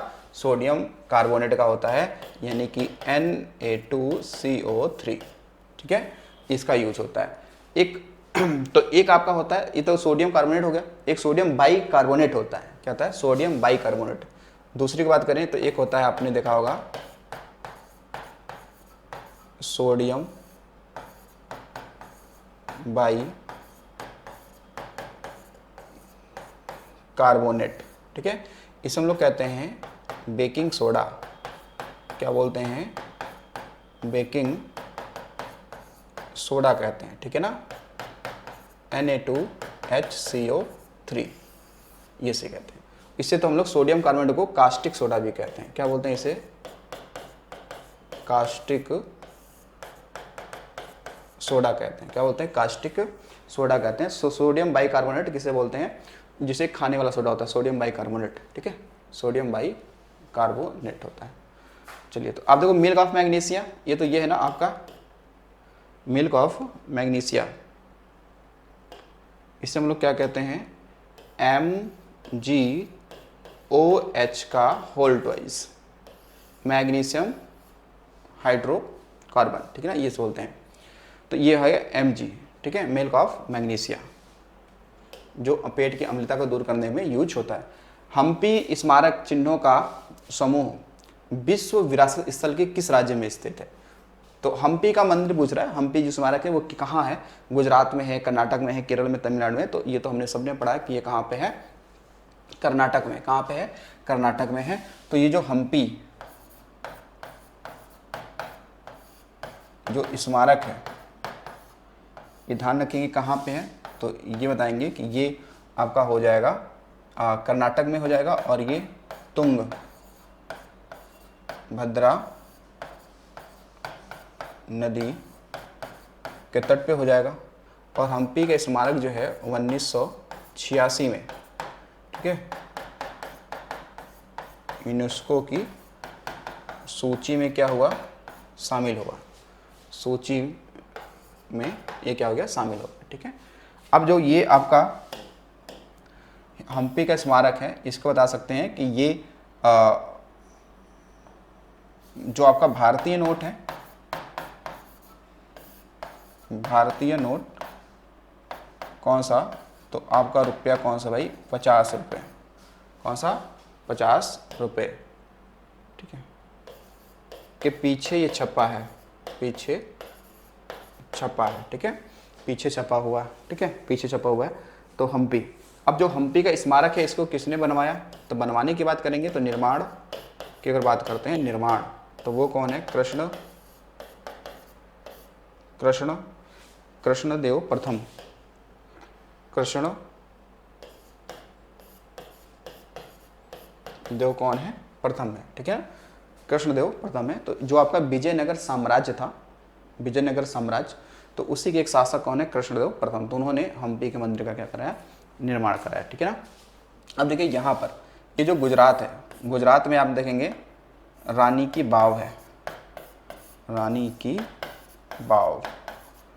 तो रानी की जो वाव है ये यूनेस्को की सूची में भी शामिल है। मुझे सर आई थिंक 2014 में शामिल हुआ था रानी की वाव। ठीक है, तो ये रानी की वाव जो है ये ध्यान रखेंगे कि ये भाई आप देखेंगे तो ये कितने 100 रुपये नोट के पीछे है, 100 रुपये नोट के पीछे छपा है क्या, गुजरात वाला। ठीक है, बाकी केरल में देखो, केरल में आप पढ़ेंगे तो यहाँ पे क्या सबरीमाला मंदिर है, सबरीमाला मंदिर है जहाँ पर महिलाओं को और निम्न जातियों का प्रवेश वर्जित बताया जाता है। और देखो यहाँ पे तमिलनाडु की बात करते हैं, तमिलनाडु में यहाँ पर मीनाक्षी मंदिर है। कौन सा मंदिर है, मीनाक्षी मंदिर है। कहाँ पर, तो यह है वैगई में, वैगई शहर है। ठीक है, वैगई क्या है, वैगई शहर है। और नदी कौन सी है, तो नदी हो जाएगी, सॉरी वैगई नदी है, वैगई क्या है, नदी है। और ये मदुरई में है, मदुरई क्या है, शहर है। ठीक है, मदुरई शहर हो जाएगा। ठीक है, यहाँ पे बाकी आप देखें तमिलनाडु में ही आपको मिल जाएगा बृहदेश्वर मंदिर, बृहदेश्वर या राजेश्वर मंदिर जो चोल शासकों ने बनवाया था। ठीक है, इसका अलग कैलाश मंदिर भी यहीं मिल जाएगा आपको। ठीक है, तो कैलाश मंदिर दो है, एक तमिलनाडु में है, तो तमिलनाडु वाला किसने बनाया था, तो नरसिंह देव वर्मन द्वितीय ने बनवाया था। और एक कैलाश मंदिर अगर बात करेंगे तो वो आपके महाराष्ट्र में जो एलोरा की गुफा है उसमें है, जो कि राष्ट्रकूटों वंशों द्वारा बनाया गया था। निम्न में क्या संघ शासित प्रदेश नहीं है, चंडीगढ़, पुदुचेरी, दादर नगर हवेली, त्रिपुरा। तो यहाँ आप देखिए किसमें से आप देख पा रहे हैं कौन सा, त्रिपुरा नहीं है। त्रिपुरा एक क्या राज्य है, त्रिपुरा क्या है, त्रिपुरा एक नॉर्थ ईस्ट का क्या है, राज्य है। नॉर्थ ईस्ट का क्या है, राज्य। बाकी सारे आप देखेंगे तो ये सारे आपको मिल जाएंगे यूटीज। अब लोग चंडीगढ़ से सवाल ध्यान रखेंगे, सवाल बन सकता है कि चंडीगढ़ में, ये चंडीगढ़ का वास्तुकार कौन है, क्या वास्तुकार कौन है, तो वास्तुकार के रूप में देखेंगे तो वो है ली कार्बोसियर। ठीक है, ली कार्बोसियर कौन है, ली कार्बोसियर। चंडीगढ़ में ही आप देखेंगे तो यहीं पे क्या है आपका सुखना, सुखना क्या है, झील है, सुखना क्या है, झील है। चंडीगढ़ में ही आप देखेंगे तो रॉक गार्डन यहीं पे मिलेगा, रॉक गार्डन ही मिलेगा। चंडीगढ़ देखेंगे तो चंडीगढ़ जो है आपका हरियाणा प्लस पंजाब और चंडीगढ़ खुद का, मतलब चंडीगढ़ की क्या है, ये राजधानी है, क्या हो जाएगी, राजधानी हो जाएगी। ठीक है, तो ये आपको ध्यान रखना है। और ये पंजाब और हरियाणा के बीच में आपको चंडीगढ़ दिख जाएगा मिलने के लिए। ठीक है, चलिए तो चलिए अगला देखते हैं अगला क्वेश्चन। अगला क्वेश्चन है मैग्नीशियम हाइड्रोक्साइड के लिए रासायनिक सूत्र क्या है, MgOH, MgOH का होल ट्वाइस, MgOH का होल क्यूब, Mg2OH। तो देखो तो इसका ध्यान रखिए क्या होगा, अभी से मैंने बात ही किया था, वो कौन सा था आपका, तो ये था MgOH। ठीक है, इसे मिल्क ऑफ मैग्नीशिया कहते हैं। ठीक है, इसे हम लोग और क्या कहते हैं, इसे हम लोग कहते हैं मिल्क ऑफ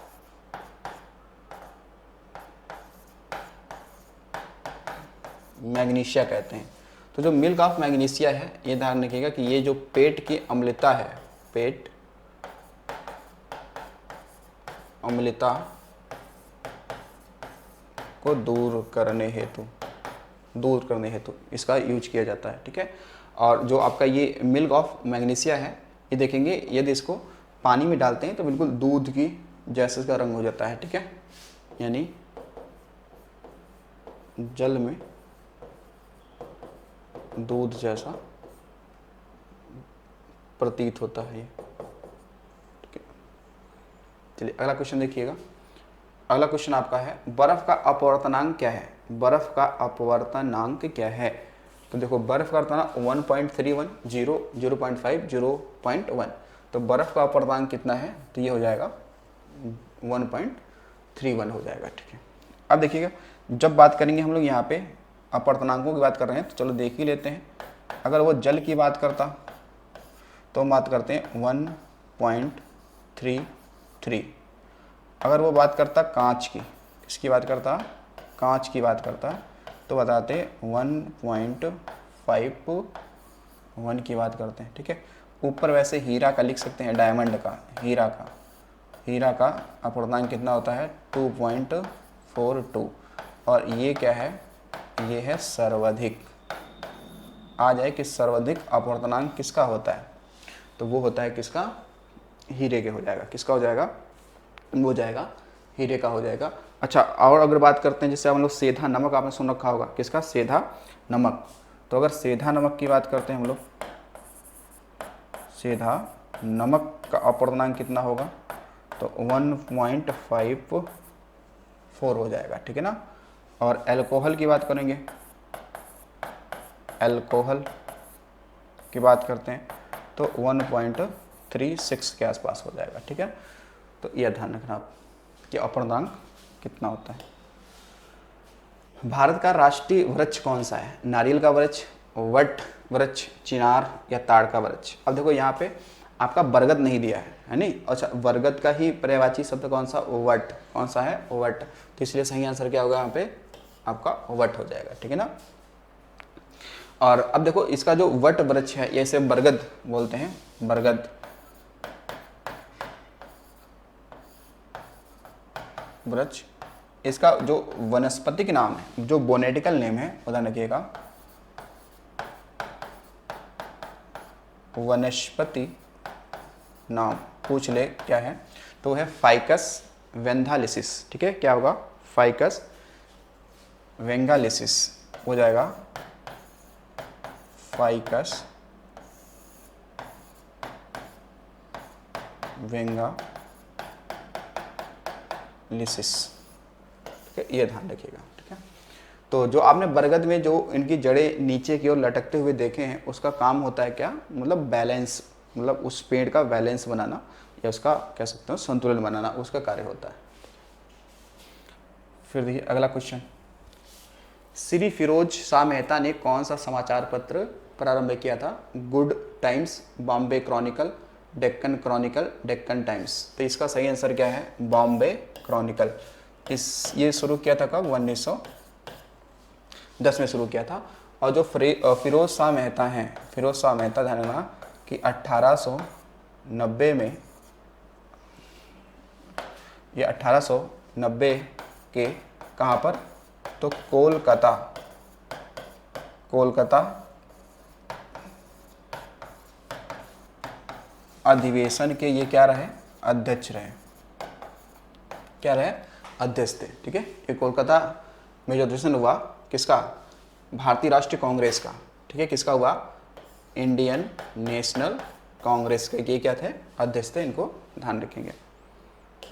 चलिए आगे जाओ, भारत का मार्टिन लूथर किंग कहा जाता है, भाई किसे कहा जाता है, ये तो बहुत ही बेहतर सवाल है, ठीक है ना। ये तो बहुत ही बेहतर सवाल है। आप कमेंट बॉक्स में बताओ कि मार्टिन लूथर किंग ये कहाँ के एक समाज में सुधारवादी व्यक्ति थे, किस देश के थे, ठीक है, मार्टिन लूथर किंग। तो किसे कहा जाता है, तो ये कहा जाता है दयानंद सरस्वती को कहा जाता है। किसे कहा जाता है, दयानंद सरस्वती को। दयानंद सरस्वती ने क्या किया था कि 1875 में इन्होंने क्या शुरू किया था, आर्य समाज की स्थापना की थी। और कहाँ की थी, तो ये मुंबई में की थी। कहाँ की थी, मुंबई यानी कि महाराष्ट्र में किया था, ठीक है, यहाँ किया था। तो दयानंद सरस्वती की अगर हम लोग बात करते हैं तो जन्म क्या तो गुजरात में हुआ था। तो इनका बचपन का नाम क्या था, मतलब वास्तविक नाम क्या था, वास्तविक नाम की बात करते हैं तो ये था इनका मूल शंकर। नाम क्या था, मूल शंकर था। क्या था, मूल शंकर था। उसके बाद दयानंद सरस्वती ने क्या किया था कि इन्होंने शुद्धि आंदोलन चलाया था। क्या चलाया था, शुद्धि आंदोलन चलाया था। शुद्धि आंदोलन चलाया था। शुद्धि आंदोलन की बात करते हैं तो शुद्धि आंदोलन क्यों चलाया था, ताकि आपने देखा था कि बहुत सारे ऐसे हमारे हिंदू समुदाय के लोग थे जिन्होंने अन्य धर्म को अपना लिया था, चाहे ईसाई हो, मुस्लिम हो या अन्य कोई धर्म अपना लिया था। तो उस धर्म से वापस हिंदू धर्म में लाने के लिए चला था शुद्धि आंदोलन। किसने चलाया था? दयानंद सरस्वती ने। किसके अंतर्गत? आर्य समाज के अंतर्गत ही चलाया था। ठीक है, दयानंद सरस्वती ने ही क्या बोला था? वेदों की ओर लौटो नारा दिया था। वेदों की ओर लौटो का क्या दिया? नारा दिया था। वेदों को ओर लौटो, क्यों लौटो? क्योंकि देखोगे ये समय कौन सा? 1875, यानी कि ये 19वीं शताब्दी चल रही थी। ठीक है, तो इस समय 19वीं शताब्दी में हमारे समुदाय में बहुत ही ज़्यादा जो बुराइयां हैं, कुरीतियां हैं, वो व्याप्त थी। महिलाओं को लेकर या निम्न जातियों को लेकर या कह सकते हो किसान मजदूरों को लेकर, ये बहुत ही बेकार कह सकते हो उनकी स्थिति परिस्थिति थे। इससे अच्छा तो कहीं अच्छा था वेदों की वैदिक काल में था। ठीक है, कम से कम वैदिक काल में महिलाओं को पढ़ने का अधिकार था, उनको संपत्ति में अधिकार था, कहीं जाने का अधिकार था। तो इसलिए दयानंद सरस्वती ने कहा कि वेदों की ओर लौटो, इससे अच्छा तो वैदिक काल वाला ही समय क्या था? ठीक था। अब देखिएगा, जो दयानंद सरस्वती हैं, इनकी एक पुस्तक है जो हिंदी भाषा में है, पुस्तक है, उसका नाम है सत्यार्थ प्रकाश। ठीक है, कौन सी पुस्तक है? तो वह है सत्यार्थ प्रकाश। और ये पुस्तक किस भाषा में है? तो ये है हिंदी भाषा में है। और ये पुस्तक इन्होंने केशव चंद्र सेन के कहने पर, ध्यान रखना, केशव चंद्र सेन के कहने पर ये इन्होंने पुस्तक जो लिखी थी वो हिंदी भाषा में लिखी थी। बाकी वैसे तो ये दयानंद सरस्वती बहुत ही अच्छे संस्कृत भाषा के क्या थे? जानकार थे, लेकिन इन्होंने हिंदी भाषा में लिखा था ये पुस्तक। उसके अलावा देखो, दयानंद सरस्वती वो पहले व्यक्ति हैं जिन्होंने स्वराज और हिंदी को राष्ट्रीय भाषा के रूप में मान्यता दी थी। ठीक है, यानी कि दयानंद सरस्वती वो पहले व्यक्ति हैं, ये पहले व्यक्ति हैं जिन्होंने क्या किया था कि सर्वप्रथम क्या किया था? तो स्वराज शब्द का क्या किया था? प्रयोग किया था। ठीक है, क्या किया था? प्रयोग किया था, प्रयोग। ठीक है, किया। उसके अलावा ये पहले व्यक्ति भी थे जिन्होंने क्या किया था कि हिंदी भाषा को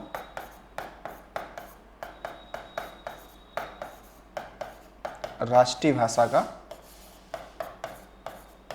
दर्जा दिया था। इन्होंने अपने स्तर से दिया था कि हिंदी को ही राष्ट्रीय भाषा बनाया जाए, लेकिन ये बन ना सका। ठीक है, ये बन ना सका। सुभाष चंद्र बोस के राजनीतिक गुरु कौन थे? राजनीतिक गुरु की बात करते हैं तो वो कौन हो जाएंगे? तो देखो, वो हो जाएंगे CR दास। कौन हो जाएंगे? CR दास, यानी चित्तरंजन दास हो जाएंगे। ठीक है, कौन है? चित्तरंजन दास हो जाएंगे। ठीक है, चलो।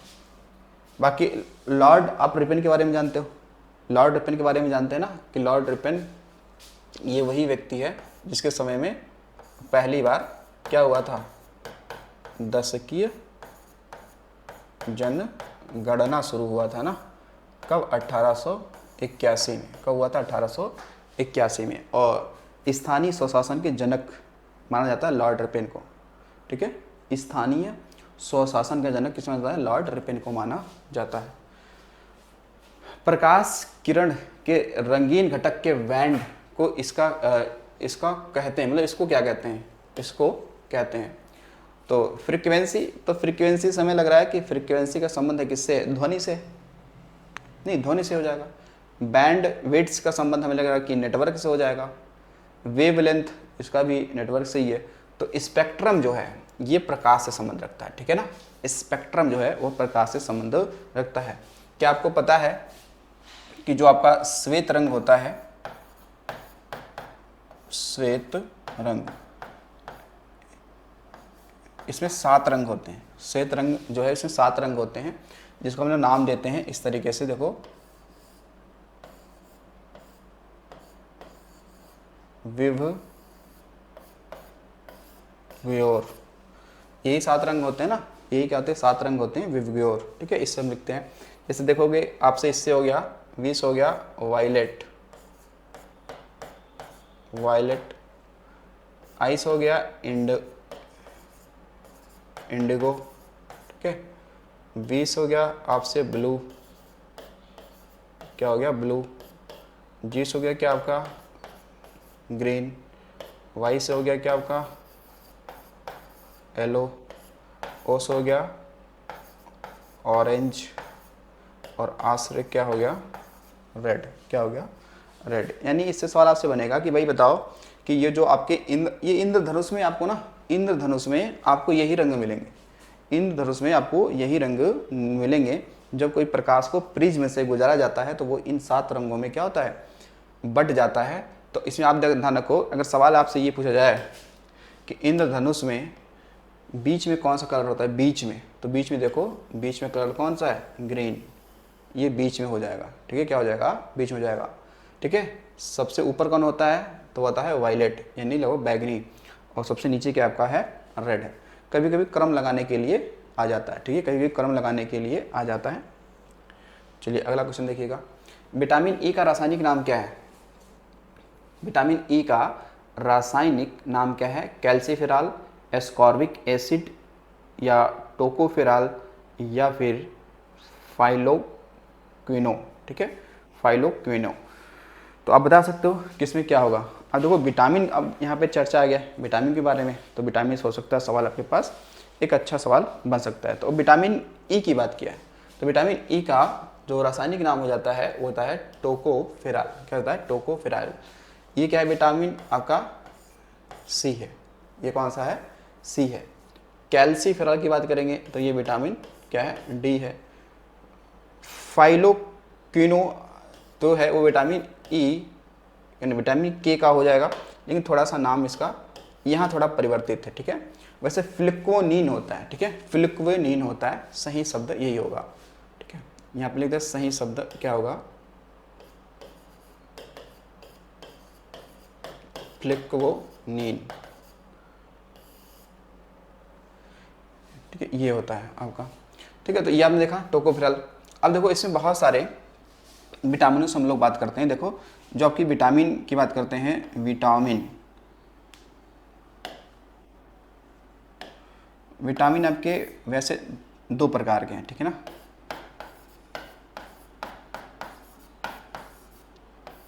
विटामिन ये 2 प्रकार के होंगे, एक तो होगा क्या वसा में घुलनशील, और एक होता है आपका कौन सा जल में घुलनशील, ठीक है। तो वसा वाले में कौन सा होगा ADEK, एडक, कौन सा हो जाएगा एडक, याद रखने के लिए। और यहाँ पे कौन सा हो जाएगा आपका BC, कौन सा हो जाएगा BC, ठीक है। क्या हो जाएगा BC हो जाएगा B और C, ठीक है। तो इससे कुछ विटामिन हैं जिनका आप ध्यान रख सकते हैं क्योंकि सवाल यहाँ से बनते हैं। तो सवाल आ जाएगा कि कॉम्प्लेक्स विटामिन किसे कहते हैं, ठीक है ना। कॉम्प्लेक्स विटामिन किसे कहते हैं, तो ये बी को कहते हैं क्योंकि इसके अंदर कई सारे विटामिन होते हैं ना, B1 B2 B3 B5 ऐसे करके होते हैं, ठीक है। हार्मोन्स विटामिन किसे कहते हैं, हार्मोन्स विटामिन किसे कहते हैं, तो ये कहते हैं विटामिन डी को, किसे कहते हैं विटामिन डी को कहते हैं, ठीक है। घाव भरने वाला विटामिन किसे कहते हैं, घाव भरने वाला विटामिन किसे कहते हैं, तो विटामिन सी को कहते हैं, किसे कहते हैं विटामिन सी को कहते हैं, ठीक है, विटामिन सी को कहते हैं, ये घाव भरने वाला, ठीक है। आपके शरीर में पर्याप्त मात्रा में विटामिन सी है तो आपके घाव जल्द भर जाएंगे, ठीक है। और विटामिन की खोज किसने किया था, फंक ने किया था, किसने किया था, फंक ने किया था, कब 1911 में, ठीक है। तो ये खोज करता है फंक। किस राज्य में भोमर देव मंदिर स्थित है, छत्तीसगढ़ में, दिल्ली में, असम में या गोवा में, तो ये है कहाँ पे छत्तीसगढ़ में। तो जो आपका ये भोमर देव मंदिर है इसे छत्तीसगढ़ का खजुराहो कहते हैं, क्या कहते हैं इसे, इसे कहते हैं छत्तीसगढ़ का खजुराहो, छत्तीसगढ़ का कहते हैं खजुराहो, ये आपको ध्यान रखना है। अगर यहाँ पे देखा जाए दिल्ली में कौन है, अक्षरधाम मंदिर है, क्या है यहाँ पे अक्षरधाम मंदिर है। तो भारत में सबसे बड़ा मंदिर यही है अक्षरधाम मंदिर, ठीक है, अक्षरधाम मंदिर भारत में सबसे बड़ा। असम में क्या है, असम में है कामाख्या, कामाख्या देवी मंदिर है, जो कि क्या है, नीलांचल पर्वत पे है, नीलांचल पर्वत पे है, गुवाहाटी के पड़ोस में। अम्बुबाची मेला, ठीक है, अम्बुबाची मेला यही पे लगता है, कामाख्या देवी मंदिर में ही लगता है। ओदंतपुरी विश्वविद्यालय किस राज्य में स्थित है, पश्चिम बंगाल में, नई दिल्ली में, पंजाब में, बिहार में। तो ओदंतपुरी ये कहाँ हो जाएगा, ये हो जाएगा भाई बिहार में, ठीक है। तो ये ओदंतपुरी विश्वविद्यालय की स्थापना किसने किया था, तो इसका किया था एक पाल वंश का शासक है गोपाल, ठीक है, ठीक है। तो ये कौन है, पाल वंश शासक, पाल वंश के शासक हैं कौन, तो गोपाल द्वारा क्या किया, इसका निर्माण किया गया था। तो ये बिहार में है। इसके अलावा देखो जो आपका विक्रमशिला विश्वविद्यालय है, कौन है, विक्रमशिला विश्वविद्यालय, ये भी बिहार में ही है। इसकी स्थापना किसने कराया था, तो धर्मपाल ने कराया था। कौन सा, धर्मपाल। और नालंदा की बात करेंगे, नालंदा विश्वविद्यालय की स्थापना किसने किया था, तो ये किया था कुमारगुप्त ने, कुमारगुप्त। तो गुप्त वंश का शासक कौन था, कुमारगुप्त, ठीक है ना, कुमारगुप्त। लेकिन अभी आप देखोगे कि अभी आपने देखा कि नरेंद्र मोदी जी ने क्या किया है कि बिहार का एक जिला कौन सा, राजगीर। तो राजगीर में नालंदा विश्वविद्यालय का एक नया परिसर क्या किया है, डेवलप बनाया गया है, ठीक है। तो नालंदा विश्वविद्यालय का कह सकते हैं कि नया परिसर ये कहाँ बनाया गया है, तो ये बनाया गया है राजगीर में। राजगीर ये क्या आपका जिला है, कहाँ पर, तो बिहार में, ठीक है। और इसका जो उद्घाटन, नया परिसर का जो उद्घाटन किया गया है, उद्घाटन ये किया गया पीएम द्वारा, ठीक है, पीएम मोदी जी द्वारा किया गया है, ये ध्यान रखेंगे। तो ये अभी नया बन के क्या हुआ, तैयार हुआ है। जापान की राजधानी क्या है, बीजिंग, काहिरा, टोक्यो या एरेवान, ठीक है। तो ये हो जाएगा टोक्यो, ध्यान रखिएगा। एरेवान तो आर्मेनिया की राजधानी है, आर्मेनिया की राजधानी हो जाएगी, ठीक है। काहिरा जो है ये मिस्र की राजधानी हो जाएगी, मिस्र। बीजिंग तो जानते ही हैं, चीन की हो जाएगी। अब देखो जो जापान है, जापान ये क्या है, 4 आइलैंडों बसा है, 4 द्वीपों पर ये बसा है। मतलब 4 द्वीप नहीं है, 4 बड़े द्वीप हैं। 4 क्या हैं, 4 बड़े द्वीप हैं। बाकी आप देखेंगे तो छोटे छोटे भी कई सारे द्वीप हैं, ठीक है ना, छोटे छोटे कई सारे द्वीप हैं, लेकिन बड़े 4 द्वीप हैं। लेकिन इन चारों का पूछ लिया जाए कौन कौन से हैं, तो आपको ध्यान रखना। एक कौन सा है, होकाइडो, होन्शु,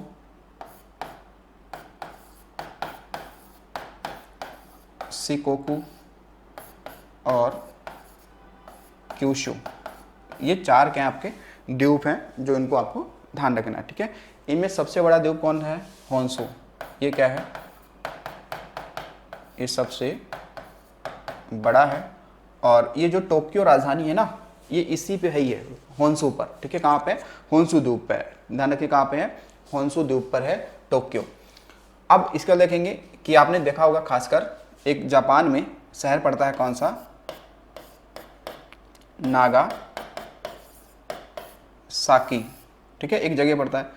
एक पड़ता है हीरो सीमा, एक पड़ेगा क्या, हीरो सीमा।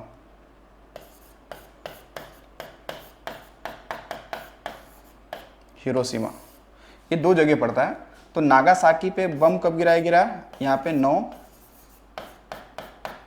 अगस्त 1945 को बम गिराया गया, ठीक है। और हिरोशिमा पे जो गिराया गया वो 6 अगस्त 1945 को गिराया गया, ठीक है। और इसी किसने गिराया, तो अमेरिका ने गिराया था, ठीक है ना। इन्हीं दोनों पे, इन्हीं जगह पे क्या है, परमाणु बम गिराया गया था। परमाणु बम यूएसए ने गिराया था, यानी अमेरिका ने गिराया था, ठीक है। और इसी के बाद में जापान ने क्या कर दिया, अपने आप को समर्पण कर दिया सेकेंड वर्ल्ड वार में, और यहीं से सेकेंड वर्ल्ड वार ख़त्म भी हो जाता है। आगे देखिए, अगला है डी.वाई. पाटिल स्टेडियम कहाँ पे स्थित है? मुंबई, चेन्नई, पणजी या शिलोंग। ठीक है, तो ये है कहाँ? मुंबई में। ठीक है, ये कहाँ पे? मुंबई में है।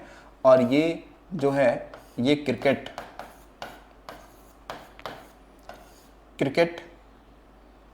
व फुटबॉल, ये दोनों का क्या स्टेडियम है? क्रिकेट भी खेल लो यहाँ पे और फुटबॉल भी खेल लो। शिलोंग को कहते हैं पूर्व का स्कॉटलैंड। इसे क्या कहते हैं? पूर्व का स्कॉटलैंड कहते हैं। जबकि भारत का स्कॉटलैंड की बात करें, भारत का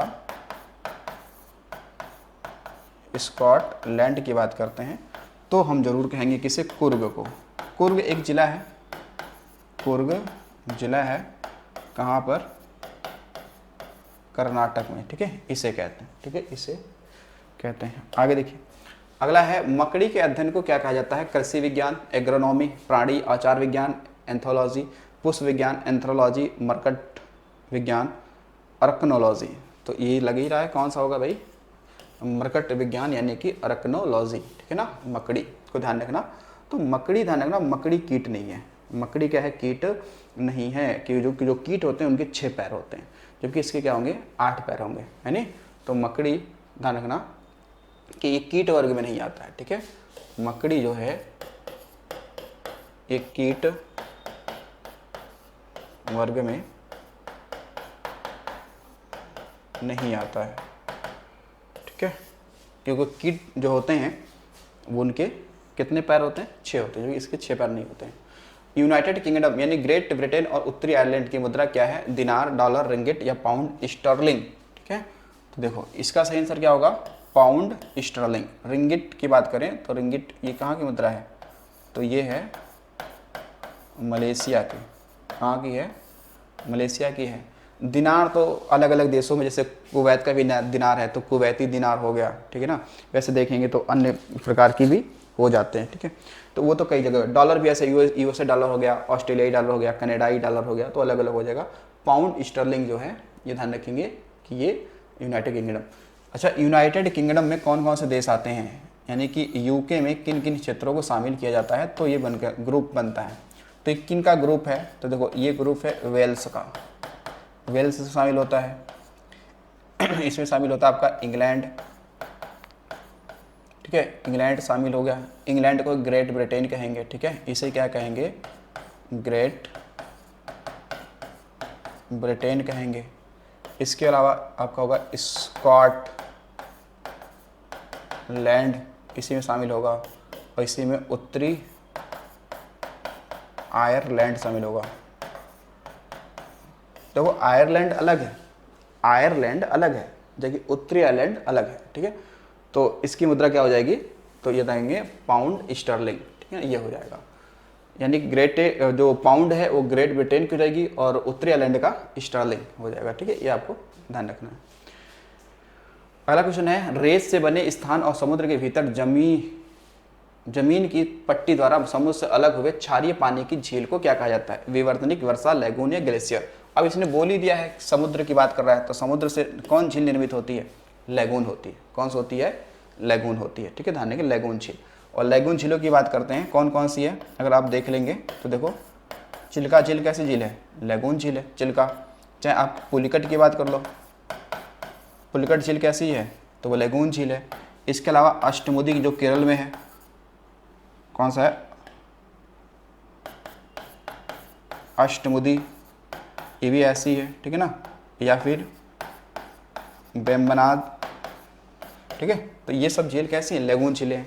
गोकुर झीलें जो होती हैं वो नदियों के द्वारा बनती हैं। ठीक है ना, और बात करते हैं गोकुर झील, ये नदियों द्वारा, किसके द्वारा? नदियों द्वारा ये क्या होती हैं? निर्मित होती हैं, नदियों द्वारा निर्मित होती हैं। विवर्तनिक वाली बात करें तो ये खास कर कह सकते हो कि जो चट्टानें होती हैं इनके बीच में जो गैपिंग आती है खासकर उससे बनते हैं, प्लेट टेक्टोनिक्स की वजह। कुत्ते में गुणसूत्र की संख्या कितनी होती है? 23, 12 जोड़ी, 32 जोड़ी या 39 जोड़ी, ठीक है ना, 39 समझते, 39 कितना हो गया आपका, लगभग वही 78 हो गया, कितना हो गया 78 हो गया, ठीक है।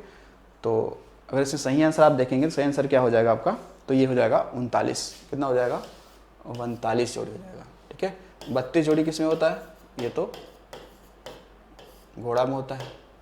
23 जोड़ी की बात करें तो ये तो मानव में होता है। 40 जोड़ी की बात करें तो ये होता है कबूतर में होता है, ठीक है। गुणसूत्र, निम्न में से किस ग्रह को युद्ध का रोमन देवता कहते हैं। देखो ये थोड़ा यूनिक सवाल आपका आ गया, युद्ध का रोमन देवता कहते हैं, ठीक है, युद्ध का रोमन देवता कहते हैं पृथ्वी को, प्लूटो को, शुक्र को, मंगल को। तो सही ऑप्शन क्या है आपका, मंगल को कहते हैं, क्या बोलते हैं, मंगल को कहते हैं। अब जो मंगल ग्रह है इसके 2 उपग्रह हैं, एक का नाम है फीबोस, एक का नाम है डीमोस, ठीक है ना। तो जो डीमोस है, ये धारणा कि सबसे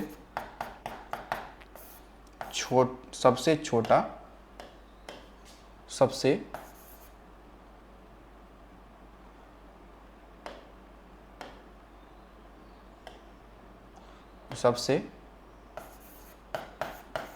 छोटा एक है प्राकृतिक उपग्रह, ठीक है, सबसे छोटा प्राकृतिक उपग्रह। ये आपका इतना ध्यान रखना मंगल के बारे में। फिर इसको देखो, शुक्र ग्रह को हम लोग कहते हैं विनस, क्या है, विनस। और जो विनस है ये रोमन साम्राज्य की देवी के नाम पे है, ठीक है ना, रोमन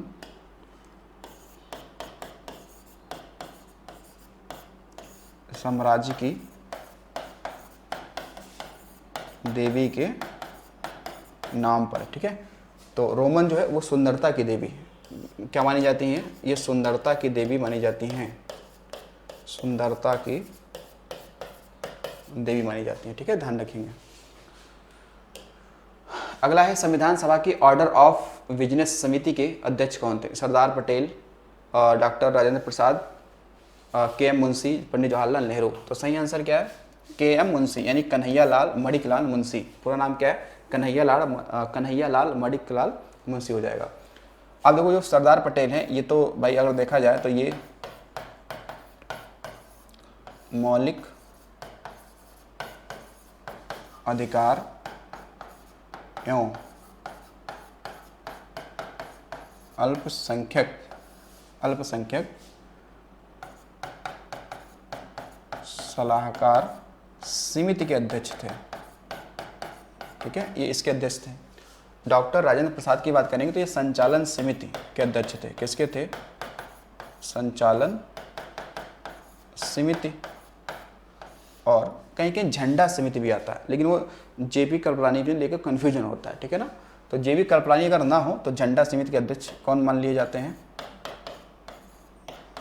झंडा समिति के अध्यक्ष यही माने जाते हैं, ठीक है ना।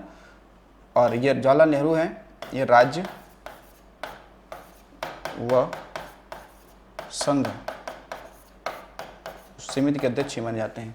बाकी के.एम. मुंशी कौन हो गए, तो ऑर्डर ऑफ बिजनेस समिति के अध्यक्ष हो गए। आगे देखिएगा, रूपकुंड झील किस राज्य में है, केरल में, अरुणाचल प्रदेश में, असम में या उत्तराखंड में। तो सही आंसर क्या है इसका, उत्तराखंड में है रूपकुंड ताल। तो जो रूपकुंड ताल है, ये जो रूपकुंड ताल है, ये ध्यान में, इसे हम लोग रहस्यमयी झील भी कह देते हैं। क्या कहते हैं इसे, रहस्यमयी झील भी हम लोग इसे बोल देते हैं, ठीक है ना। और इसे हम लोग कंकाल, इसे हम लोग क्या, कंकाल झील भी कहते हैं, झील भी कहते हैं। ये कहाँ पे है तो ये भाई चामोली जिले में, चामोली जिले में। तो चामोली जिले में ही आपको मिलेगा क्या, तो फूलों की घाटी आपको मिल जाएगी, ठीक है, रूपकुंड ताल। अब उत्तराखंड में कई सारे आप मिल जाएंगे, तालों की बात करें तो उत्तराखंड में कई सारे ताल मिल जाएंगे। जैसे आप देखोगे भीम ताल, इसके अलावा खुरपा ताल, इसके अलावा नौकुचिया ताल, नौकुचिया ताल, ठीक है, नैनीताल, ये सब उत्तराखंड में है। लेकिन थोड़ा सा ध्यान रखना, ये सभी ताल ऐसा ना करें कि सभी ताल उत्तराखंड लगा दें। तालों की बात करते हैं। देखो एक आपका भोज ताल, भोज ताल, तो ये है कहाँ पे, भोपाल में है, ठीक है ना, कहाँ पे है, भोपाल में है, ठीक है। एक मिलेगा चंद्र ताल, चंद्र ताल, ये है हिमाचल प्रदेश में, हिमाचल प्रदेश में है। फिर इसका राकस ताल, ये तो तिब्बत में है, कहाँ पे है ये तिब्बत में है, ठीक है। तो देखो ये सबको ध्यान रखना है। खेलकूद में ITTF का पूर्ण रूप क्या है? International table tennis federation, international tennis federation, international team hand ball federation, international throw ball federation. तो देखो इसका सही आंसर क्या है, इंटरनेशनल टेबल टेनिस फेडरेशन, ये इसका क्या है, सही आंसर हो जाएगा, ठीक है। टेबल टेनिस की बात करते हैं। और ये कहाँ पे, तो ये बताएंगे, ये स्विट्जरलैंड मुख्यालय कहाँ पे, लॉजेन, ठीक है ना, लॉजेन, ये कहाँ पे है, स्विट्जरलैंड में है। कहाँ पे है, मुख्यालय स्विट्जरलैंड में है, ठीक है, ध्यान रखिएगा। Table tennis. आगे है, मध्य प्रदेश में निम्न में से कौन सा बाघ अभ्यारण्य स्थित है? पन्ना, बांदीपुर, मानस, नागरहोल। तो इसमें सही आंसर क्या है, सही आंसर देखिए आपका हो जाएगा पन्ना राष्ट्रीय उद्यान। बांदीपुर जो है ये तो है कर्नाटक में, कहाँ है, कर्नाटक में है। मानस ये कहाँ है, असम में है, ठीक है, ये कहाँ पे, असम में हो जाएगा, ठीक है, उसको ध्यान रखेंगे। तो पन्ना राष्ट्रीय उद्यान ये मध्य प्रदेश में है। और मध्य प्रदेश हालांकि कई सारे क्या हैं, बाघ अभ्यारण्य है, कई सारे क्या बाघ अभ्यारण्य है, इसलिए मध्य प्रदेश को टाइगर स्टेट भी कहते हैं। ये रीजन है ना, इसे लोग क्या कहते हैं, टाइगर स्टेट भी कहते हैं। क्या बोलते हैं, टाइगर स्टेट भी कहते हैं। अगला देखो, पृथ्वी का बड़ा तट स्थल उपग्रह कौन सा है? चरोन, फोबोस, डिमोस या चंद्रमा। पृथ्वी का बड़ा तटस्थ उपग्रह कौन सा है? तो अब बोला पृथ्वी का बोला है, तो आप जाहिर सी बात है कौन सा होगा, चंद्रमा होगा, क्योंकि ये दोनों उपग्रह किसके हैं, ये दोनों उपग्रह तो अभी पढ़ा था, ये किसके हैं, मंगल के हैं, ठीक है। चंद्रमा के अध्ययन को क्या बोलते हैं, सेलेनोलॉजी कहते हैं। क्या बोलेंगे, सेलेनोलॉजी कहते हैं। चंद्रमा पर जो गुरुत्वाकर्षण है ये पृथ्वी के 1/6 है। अर्थात मानव का वजन अगर पृथ्वी पर 60 किलो है तो पृथ्वी चंद्रमा पे जाकर 10 किलो का हो जाएगा, ठीक है ना, 10 किलो का हो जाएगा। चंद्रमा के कह सकते हो कि जो रेत होता है, ठीक है ना, जो रेत है इसे हम लोग कहते हैं क्या, शांति सागर कहते हैं। क्या बोलते हैं, शांति सागर कहते हैं। क्या बोलते हैं, शांति सागर कहते हैं। और उपग्रह है ये, तो चंद्रमा से पृथ्वी पे जो रोशनी आती है लगभग 20 सेकंड के आसपास में, नहीं इससे थोड़ी और भी कम, लगभग 1 पॉइंट कुछ करके सेकंड में चली आती है ये, क्योंकि चंद्रमा और पृथ्वी के बीच में दूरी ही कितनी है, पृथ्वी और चंद्रमा के बीच में दूरी कितनी है, तो 3,84,000 किलोमीटर इतनी दूरी है। अगला देखो, भारतीय पुरुष क्रिकेट टीम के बॉलिंग कोच वर्तमान में कौन है? ठीक है, वर्तमान में कौन है? जवागल श्रीनाथ, वेंकटेश प्रसाद, भरत अरुण या रमेश पवार। ठीक है, रमेश पवार। तो देखो इसमें आपका सही आंसर क्या हो जाएगा, हो जाएंगे आपके कौन, भरत तरुण हो जाएंगे। ठीक है, चलिए अगला क्वेश्चन देखिएगा, दिहांग दिबांग जैव मंडल आरक्षित क्षेत्र कहाँ है? उड़ीसा में, राजस्थान में, आंध्र प्रदेश में या अरुणाचल प्रदेश में? तो ये आंसर क्या है आपका, अरुणाचल प्रदेश में। ठीक है, तो जैव मंडल आरक्षित क्षेत्रों की संख्या कितनी है भारत में? तो टोटल कितनी है? टोटल है 18। कितनी है? 18। फर्स्ट जानते ये कौन सा था? फर्स्ट आपने जानते ही कौन सा था, तो वो था कौन? नीलगिरी। और ये कब शामिल हुआ यूनेस्को की सूची में? तो 1986 में शामिल हो गया। कब हुआ? 86 में शामिल हो गया। ठीक है, तो ये जय मंडल आरक्षित क्षेत्र का गठन लगभग वही 1998 के आसपास में होता है। 8वीं पंचवर्षीय योजना किस अवधि की अवधि क्या थी? 1992, 97, 93, 98, 94, 99 या 99, 95। ठीक है, तो आज का ये क्या है आपका लास्ट सवाल है। 5 की बात चल रही है, तो 5 की बात नहीं तो 1992 और 97 के बीच में। ठीक है, तो देखना कि जो पंचवर्षीय योजना है, यानी जिसे हम लोग 5 ईयर प्लान कहते हैं, ठीक है ना, जिसे हम लोग 5 ईयर प्लान कहते हैं, ये हमने कहाँ से लिया है?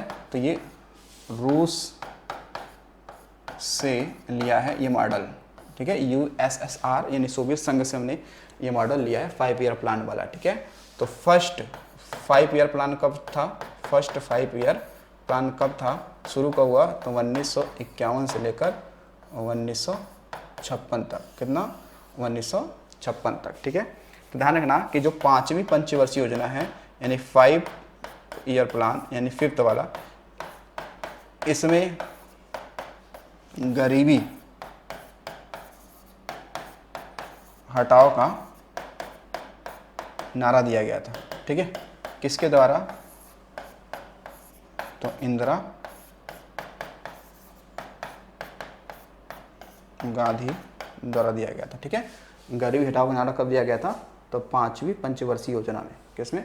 5वीं पंचवर्षीय योजना में। तो ठीक है, आज के हमारे ये 50 क्वेश्चन थे जो आपके लिए एग्जाम के लिए बहुत काफ़ी ज़्यादा इंपॉर्टेंट हो सकते हैं। ठीक है ना, और तो मिलते हैं हम लोग अगले वीडियो में। तो अभी के लिए इतना ही। तो थैंक्स फॉर वॉचिंग।